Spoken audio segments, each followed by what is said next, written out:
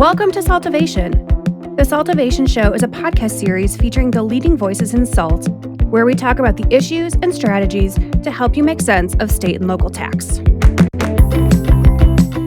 Hi, I'm Tram. This is Judy and Connie. We're here from the SALTovation's TaxOps team, and we're going to talk about the sales and use tax transaction system in Colorado. Yep. So first we're going to talk about what is it, because I think a lot of people don't know what it is. And we've obviously, two of us live and work in Colorado. Tram lives in Texas, but she used to live in Colorado and is familiar with Colorado law, given that she went to law school here in Colorado.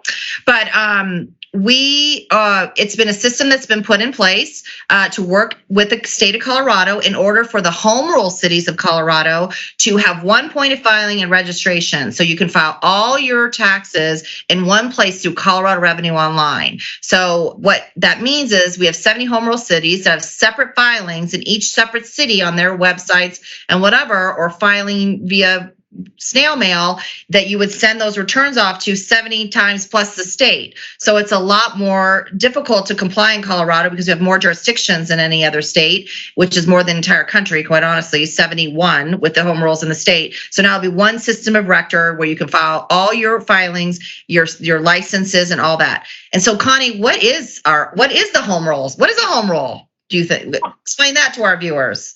Yeah, so home rule cities, we've got about 70, as Judy mentioned. These are jurisdictions that have decided to branch off from the state, and they administer their own taxes. So they oftentimes have different rules, different taxability, different rates, and so it's almost like a completely different jurisdiction to pay attention to. So it creates a lot of administrative difficulties for taxpayers who are trying to comply with all the various rules and filing requirements and that sort of thing when they're all different all across the state.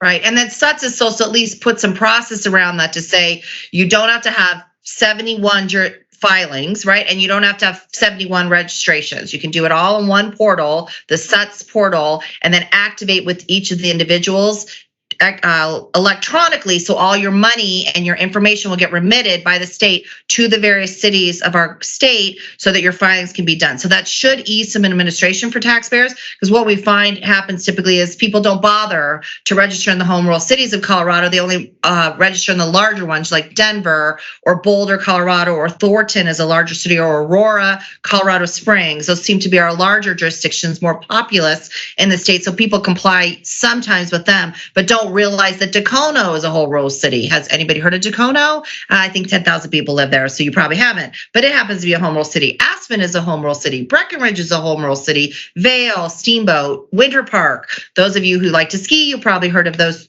places, but they are home rule cities, and they'll have their own tax rules and their own license requirements and their own registration process. So it makes it complicated. So people are like, I'm not going to bother to register there because it's just one more difficult thing for me to do as a small business. I can't do it. But now the SUTS system is going to make that administration simpler, hopefully. But we want to make you aware of some of the traps that we're finding with regards to that. There's a lot of media going out there to get you to register. And this is awesome. Can you hear my dogs barking? No, they're excited about this too, and hopefully. What is happening? All of a sudden, something's happening. They're all running to the front door. Anyway, so Tram, why don't you talk about what that means from the SUTS? Like, who's in the system of the 70? Where are we going with that? Yeah. So I guess in terms of how it logistically works, right? As cities agree, right, to participate in this streamlined sales and use tax transaction system, they have to go through this process of agreeing, right, with this initiative and signing on, agreeing to say, yes, we will allow our taxpayers to join in on the system and, have all their taxes filed and remitted through that one system. But before they get there, they have to sign the agreement with under SUTS with the state of Colorado. And then after they sign that agreement, logistically, I think, the taxpayers have to, they have to figure out how to even enroll. And I think that is kind of the challenge at this point, because we, truly don't know how it's going to roll out, because not all cities are on SUTS. I think we have, 17 out of the 71 cities that haven't signed on or haven't finalized their agreement to participate. So I think that can get pretty complicated at this point if there are taxpayers who are interested and ready to sign on and make it less complicated. Right. And I think that's the thing that we've struggled with is the push and pull of like which cities are on, keeping track of it. By no stretch is it linear, like the A cities got them first and the B cities. It's not like that at all. It's over the map of like which cities are in, where are you doing business? So it's really hard for us to figure out how can we just set it one time or do we have to do a piecemeal approach? And it seems like at this point, we're still doing a piecemeal approach. And I guess I would say, as frustrating as that is to me sometimes, it takes time for government to connect, right? So we have the agreement process, then we have to actually make it work. So transactionally and from a cyber perspective, the back end needs to work whereby the state system interacts with the city system. They need to ingest all that data, put it in their system for filing in order to reconcile it to taxpayer records, in order to make sure the money gets allocated to the right account. Think about it as a bank account. You have an account with the city, the state's getting the money. How do I get my money, right? And how do I make sure that taxpayer is compliant? So that's a logistical issue, a hurdle that the cities have to overcome. And they don't have a ton of resources, some of these smaller cities, like I mentioned, Dacono. Who's the IT person making sure it all happens? So that's another challenge, just having the resources to dedicate the time to connect the systems from a perspective that you and I will never see. So it will be seamless to a taxpayer. So that's part of it. So that's where we're seeing some challenges with actually getting automated into SUTS. So we were hoping for a July 1 live date, right? But we don't have every city in there yet. So we're struggling as practitioners and advising our clients about how to register. So it's important to talk to an expert before you go out and register in all these cities through SUTS and make sure you understand who the cities are and references. In fact, the DR 1002 is a taxpayer document put out for the Colorado Department of Revenue puts this out. And it's a great way for you to see all our cities and counties and the rates and their phone numbers and all that good stuff, because it's right out there for public consumption. It is updated, I believe, twice a year. And then there's a DR 800, which talks about all the statutory cities and their little location code numbers. That's another thing. Each city has a special coding so that the money gets allocated to the right bucket on your return, which is something we went to a destination filing several years ago, where you had to activate a lot of cities outside of where you were actually located, maybe Denver, but now you did have to activate some of the other cities that are what we call statutory, meaning state collected.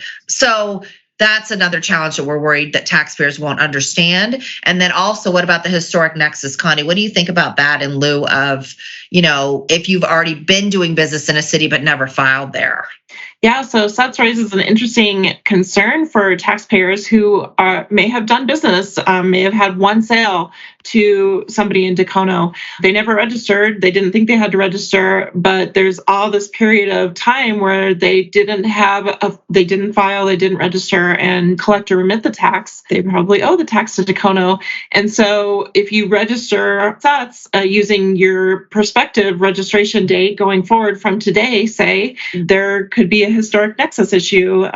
So we're just concerned that taxpayers may be audited, or there may be some issues raised with that where there could be some big money involved with that. So for the taxpayers that had the historic nexus, so the risks are getting audited, or the city coming back and really asking for additional information as to their activities in that city.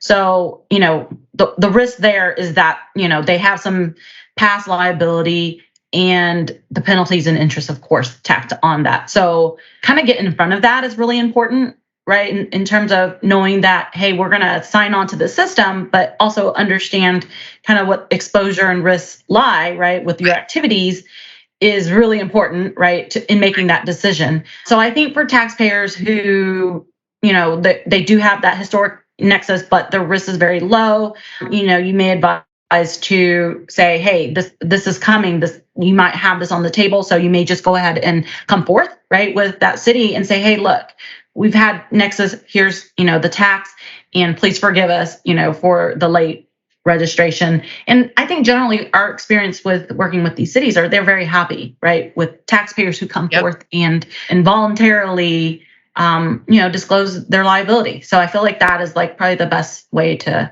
approach, some of these historic nexus issues.